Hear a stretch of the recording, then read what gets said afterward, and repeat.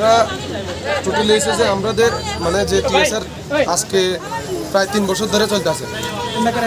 2 বছর লকডাউনের কারণে হয়েছে না, এরপরে 21-এ আমরা যে টিএসআর যে নিয়োগ মানে নিয়োগের প্রক্রিয়াটা শুরু হয়েছে, আমরা ফিজিক্যাল দিলাম, রিটার্ন দিলাম, রিটার্নও পাস করলাম। পাস না করলে কি আমরা কি মৌখিক টেস্টের জন্য আমরা কি ডাকানো হয়েছে। এরপরে যে আমরা সব কিছু শেষ করে অপেক্ষা করতেছি আমরা অফার পাবো। তো অফারে দেখলাম যে কিছু হইল না, মানে যারা আগের যে ভাটি করছে অফার তো ছাড়া হয়নি, লিস্ট শুধু বের হয়ে। হ্যাঁ লিস্ট মানে এখন যে 1443 জন মানে আমরা তো দিছে টোটাল 2200 টিএসআর নিয়োগ করবো, মানে 2 ব্যাটালিয়ন 2200 কিন্তু মানে 2 ব্যাটালিয়ন যদি কয় টোটাল 2420 জন হয়, মানে ছেলে মেয়ে 22 জন হয়, টোটাল 2400 হয়, 2400-র উপরে হয়, মানে যদি 2 ব্যাটালিয়ন নেয়।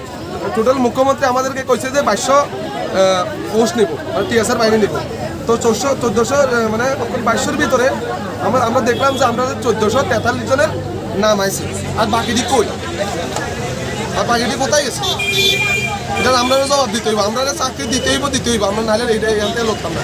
প্রথম কথা আমরা 2200 ভোট দিতে হইব। আমরা সবাই এখানে বয়স শেষ, কেউ 26 বছর হয়ে গেছে গা। আমি যদি 3 মাস আগে যদি 23 বছর হইবা, 3 মাস আগে যদি আমি যদি কাগজপত্র জমা দিই, আমার এখন বয়স কত, আমি কই যাবো, আমি কি খামো? জবাব দিতে হইব মুখ্যমন্ত্রী আমাদের। সবাই চাকরি দিতে হইব, আমরা আর কিছু জানি না, সবাই চাকরি দিতে হইব, সবাই পাসকরণ করাইছে, আমার চাকরি দিতে হইব। আজকে হাইকোর্টের সামনে মানে কি কারণে আইছেন আপনারা? আমরা চাকরি দিতে হইবে, এই কারণে আমরা এখানে আইছি। কোনো ধরনের কারণে স্যার আয় নাই, কোনো ধরনের মামলা কি করবেন আপনারা? মামলা হয়তো এটাই করুন, মানে এখন আমরা লগে যে ঘটছে, যে এখন আমরা নেতারা যে এখন শুনতেছি, আগে তো শুনছি না। আগে আমরা কইছে তোমরা পাইবা, তোমরা টেনশন করো না। এখন তলে সব মোটা টাকা খাই এত সবাই ফ্যাট ভরে লাগছে, এটা তো আমরা আগে দেখছি। এখন কি মনে হয় টাকার বিনিময়ে এই চাকরিগুলো? হ্যাঁ, টাকার বিনিময়ে চাকরিগুলো হয়েছে। টোটালে পুরা 1443 জন টাকার বিনিময়ে পুরো চাকরি হয়েছে, আর কিছুই না। আপনারা যদি কল রেকর্ডিং তো কইলে আমরা এটা ব্যবস্থা করে দেবো। কিরকম টাকা নেওয়া হয়েছে? এরকম কেউ থেকে 3 লাখ, কেউ থেকে 2 লাখ, মানে যেমনে যেভাবে হচ্ছে আর সে এইভাবে দিচ্ছে, আর কিছু না।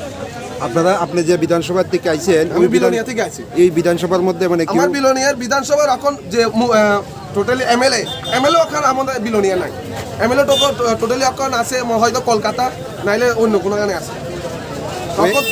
ওই এলাকার মধ্যে কি পাইছে চাকরি? এই এলাকার সব সিপিএম রুলিং পার্টির সরকার নাই, মানে এটা তলে তোমার এরা বড় টাকা খায়া এরা সব কিছু পাইয়া গেছে, আর কিছু না। আচ্ছা, আপনারা আরেকটা অভিযোগ তুলছেন যে যারা কম মার্কস পাইছে তারাও নাকি লিস্টের মধ্যে নাম আছে, যেমন 39 পাইও